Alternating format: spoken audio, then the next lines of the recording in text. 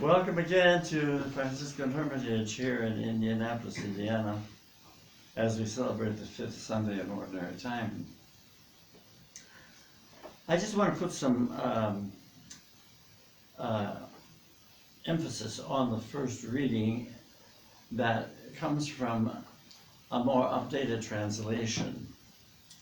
And it says, "What I'm interested in is seeing you do this, sharing your food with the hungry, inviting the homeless and the poor into your homes, and putting clothes on the shivering, ill-clad, being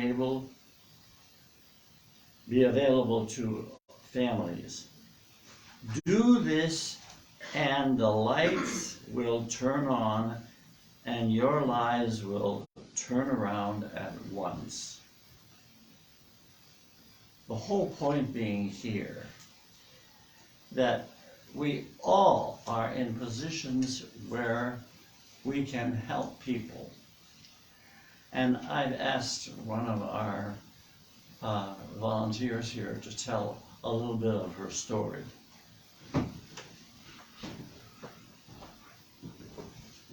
Hi, I'm Deb Hobbs, and Father Justin asked me to talk a little bit about a lady I met about 4 years ago. Her name was Louise, and I would just drive down 10th Street around the area where I live, and she lived under the bridge on 10th Street.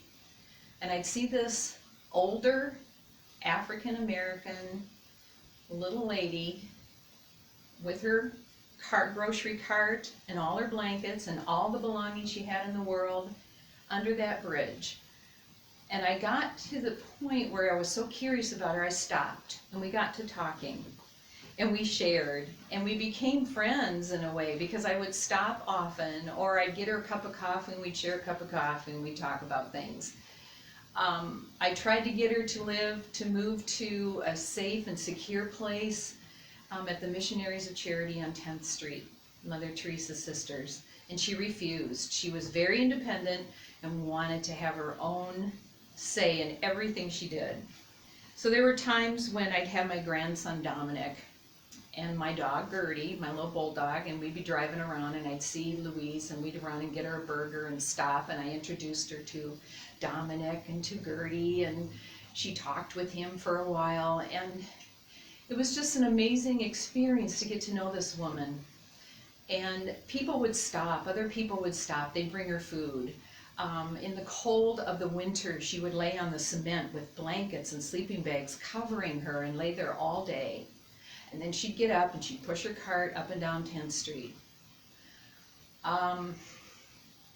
Probably a couple years ago, during the Pride parade that starts over in that area of Mass Avenue and 10th Street, they wanted all of that moved out of there, and so she was moved to Washington Street. And I have no idea what's happened to her. When I drive by, I'll say a prayer. I'll just ask, bless Louise wherever she is, because she really touched my life in the most wonderful way, to just share woman to woman and person to person, and I just pray that she's blessed wherever she is. So thank you. Thank you. My point is not that we should be going on helping the poor on the streets. That's not possible for all of us. But there are people in our lives who need us and who need what we can offer. You know, just last night I was reading a letter from one of my students in Australia, and she was spiritually very, very down. And she made a visit to Wendy Gillard's retreat center just outside of Perth. And the two of them spend time meditating. And she was able to get herself back on track. So you know, there are so many different ways in which we can help people. So, you know, my suggestion is that look into your life and to see the people there that God has put specifically for you to help. However you do that. That is what Christianity is all about. It's about people helping people.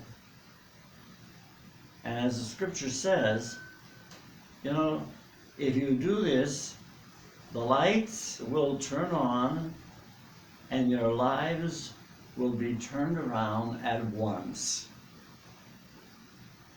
Remember this, you are all powerful spiritual beings, and your love makes a difference. And when you give it away, you benefit as well as the other person. See what you can do about reaching out for someone this week and make their lives and your life a little more meaningful. God bless you all.